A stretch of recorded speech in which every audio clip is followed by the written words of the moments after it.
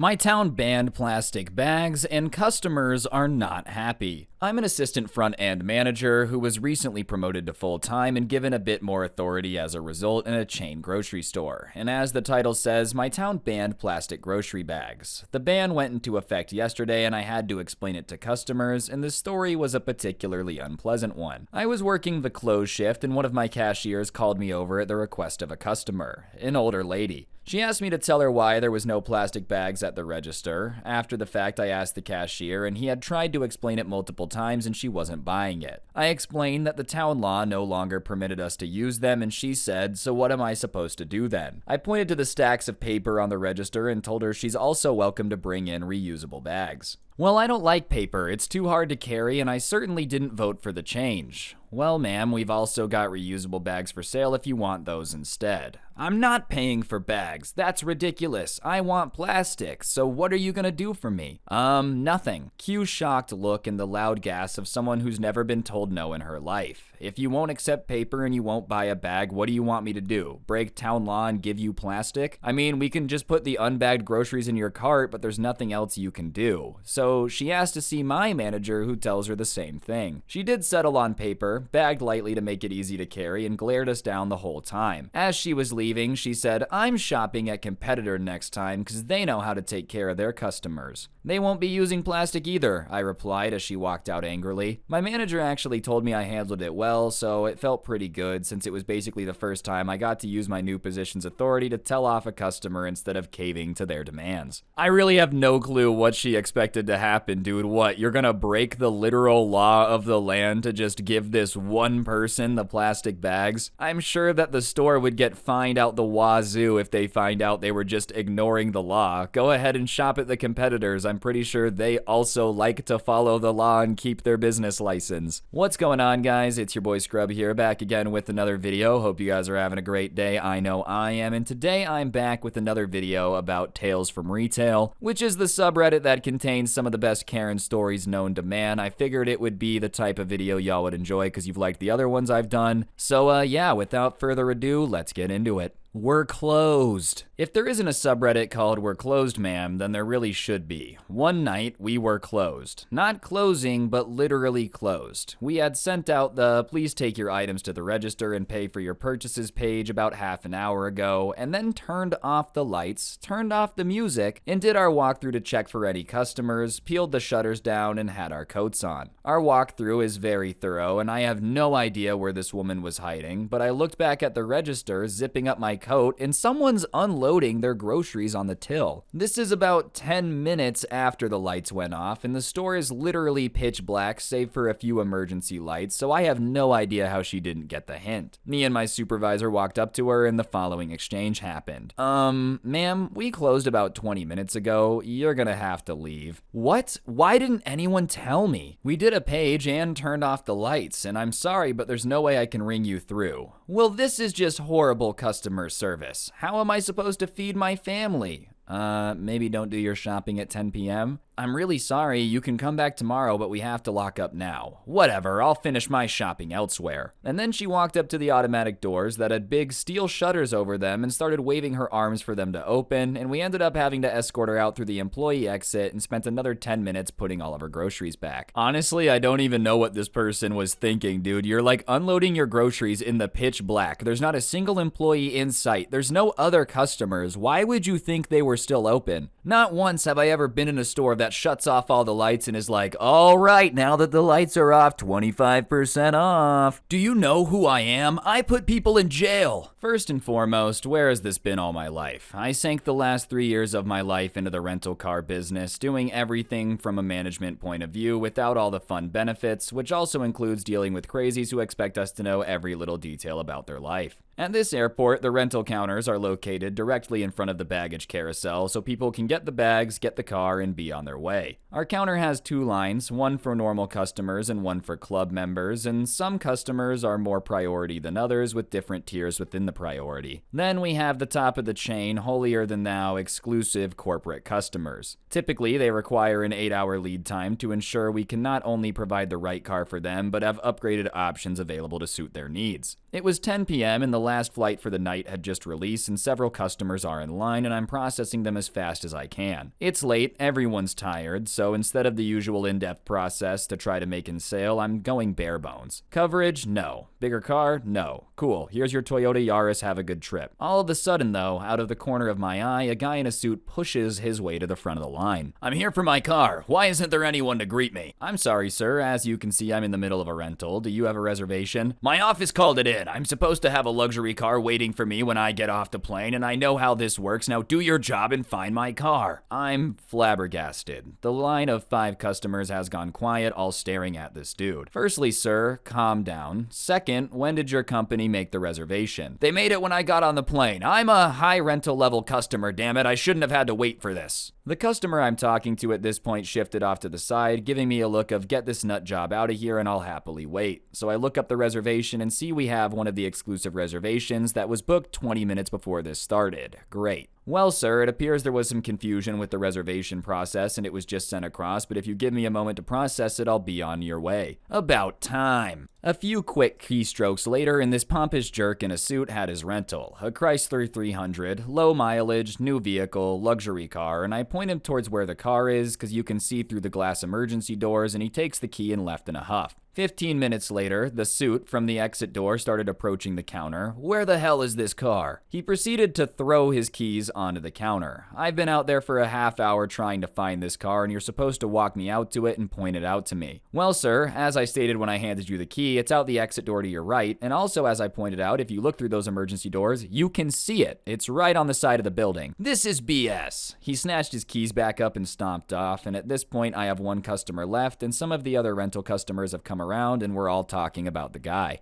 5 minutes later, a key is thrown at my counter, just missing the monitor. I'm not taking that piece of crap car. I'm exclusive club. Give me the Mercedes sitting outside. I'm sorry, sir, I can't do that. What do you mean you can't do that? I'm not driving this car around town. You're gonna give me the Mercedes or I'll have your butt. Let me understand. You're refusing to drive the vehicle I have available for you, correct? It's about time you understood. Excellent. I start typing at my station, and at this point, somebody from one of the other rental counters has called security, who are casually standing back to see what happens. All right, sir, you're all set. Have a good evening. Finally, where's my key? Oh no, sir, you don't seem to understand. I went ahead and canceled your rental for you. What do you mean you canceled my rental? Well, sir, if you would have allowed me to explain, I cannot give you the Mercedes since it's not our car, it's another company's. It's labeled as theirs, parked in their spot and everything. Second, I don't care what level of customer you are. You're not going to walk into my place of business and speak to me the way you are. And finally, I provided you with a car with a 20-minute lead time, which is against the terms of service of our program, and yet you refuse to take the vehicle. Therefore, I will be terminating your contract. At this point, the guy is steaming. Are you kidding me? You're going to give me a car or else? Do you know who I am? I'm a district attorney. I put people in jail and I'll put you in jail. Finally, at this point, security comes over and escorted the ranting lunatic away, and I closed out shop, locked the keys up, and got out of there. Lesson: when a district attorney wants something, do everything imaginable to give it to him or he'll put you in jail or something.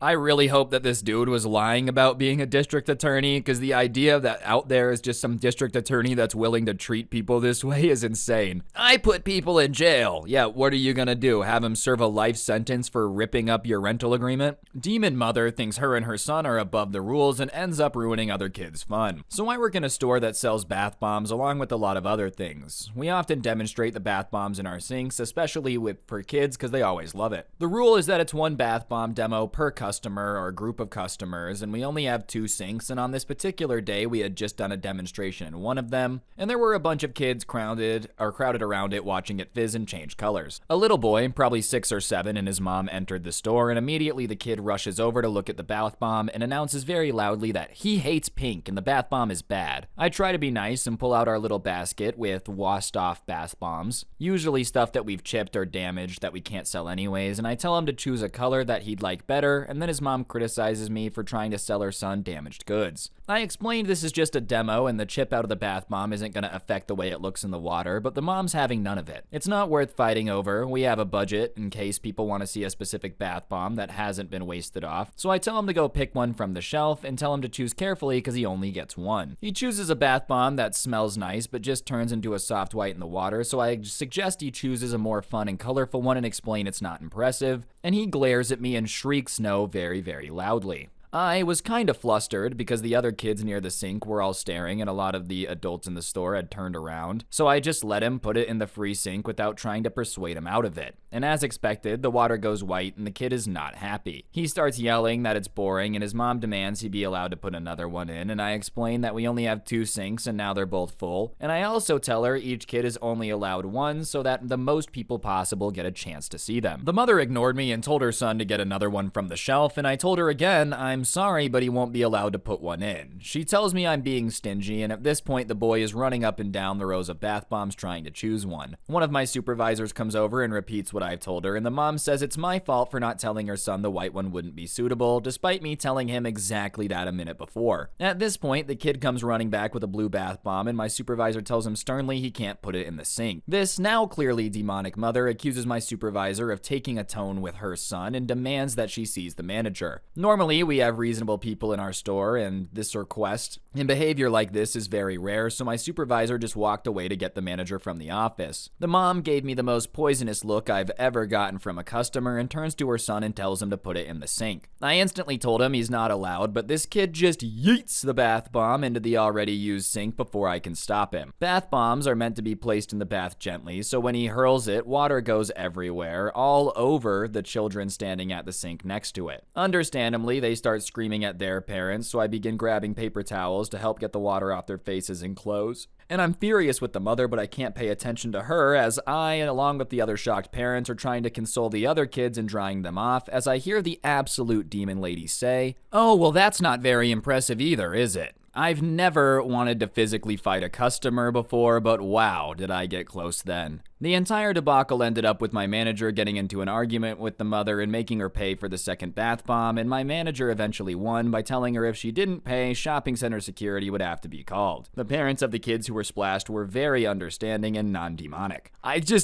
People that are this entitled literally blow my mind. Yeah, whatever, toss it in, Johnny. Who cares that you're supposed to gently drop the bath bomb? Forget it, just Uncle Rico that thing straight in there, cause a tidal wave, a tsunami that literally knocks down the other children. Who cares? We just want to party with the bath bomb. I knew you'd say that. I used to work in a store where we would ask customers if they had an account number at checkout. The number would be put in manually before putting the shopping through, and the customers would get 1 penny back for every pound they spent. One day, a family who I hadn't seen before came in, and while the mom and kids wandered off to start shopping, the dad came over to the side of the till where I was serving customers and announced his account number and then ran off to join his family without saying anything else. Okay, that was weird, and I went on serving. About 10 minutes later, the family are queued up for my till, and when it comes to the point where I should ask for the number, the dad grins at me and I realize what's going on. Fortunately, I have a bizarrely good memory for numbers, and without skipping a beat, I reeled off the one he gave me when he came in, and the kids both gasp and their eyes go wide and they look at their dad in awe. As I'm putting through the shopping, I hear the dad say, "See, I told you they were psychic." Honestly, I think this dude's plan is brilliant,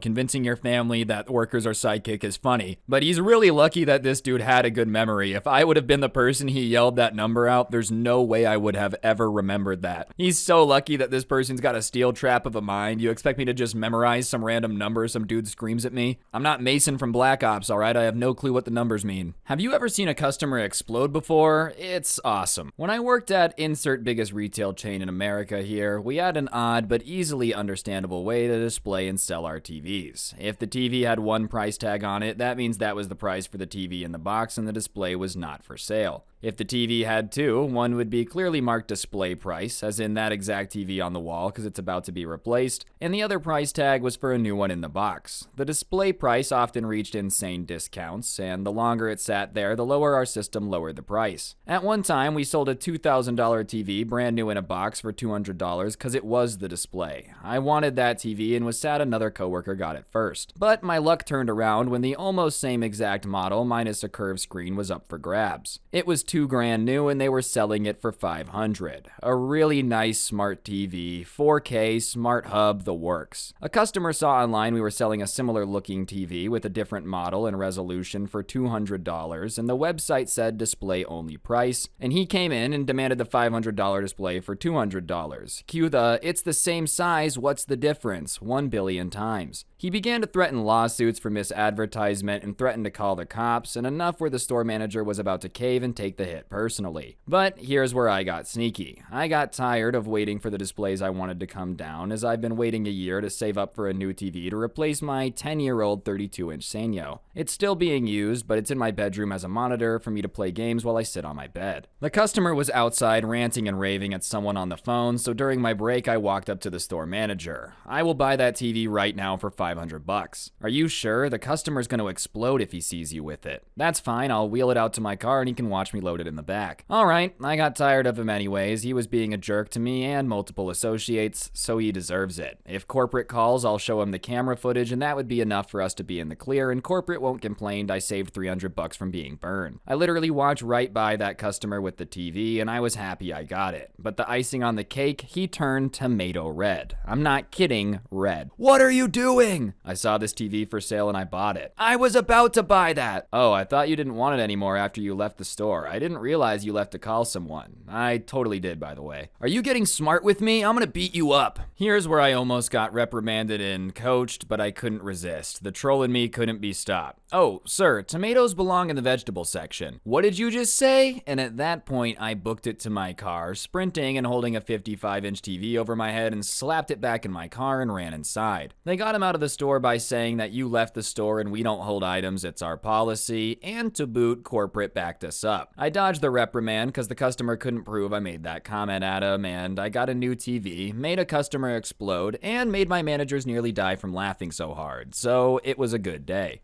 Oh man, dude, I hate when people are asking to price match something that's just not the same product. Oh, if I had like endless money, I would just go around on like giant sales days, and whenever someone's screaming at a manager, yeah, just like buy it instead. Give me $20 off. You're like, nah, actually I bought it. So now you're not getting $20 off and you don't get a TV. That basically has to have felt like an absolute superhero move, bro. And corporate backed you up? Ugh, the unit. That's illegal. This is not one of my proudest moments, but it felt really good. I was a grocery store cashier and had been for almost 2 years when this happened. I was job hunting and planning on quitting anyways, so I was playing it fast and loose with my filter. Our store has a bag your own groceries place, but if it was really slow or the customer really needed help, I had no problem helping. But it was not part of my job and we didn't have baggers. It was extremely busy and the only people on the cash registers were me and my supervisor, and we each had a line about 10 people deep. The customer in question pushed all my buttons, not using a divider so his stuff got mixed up with the next person, not labeling bulk nut items so I had to send a shelf stalker to get the code, talking on the phone while I'm trying to get him his total, and throwing money all over my counter instead of placing it in my open hand. So he pays and he had about 6 items, and I pushed his stuff to the end of the counter and tossed a plastic bag on top and moved to the next customer. I just wanted to be done with him, but this guy finally gets off the phone and starts screaming at me. Hey, yeah? Why did you not bag this? Me, literally scanning the next customer groceries and talking to him. I'm sorry, we're super busy. There's a bag right on top you can use. Well, that's not right. At that point, I started actively ignoring him. Hey, this is Canada. It's illegal to not bag a paying customer's groceries in Canada. At that point, I'm literally speechless and pretty pissed off. In the time he was yelling, he could have just done it himself and been gone. Sure thing. I stopped scanning the next customer's stuff, picked up the bag, and started slamming his stuff into it. Bread first, spaghetti sauce next, and then dropped everything else on top.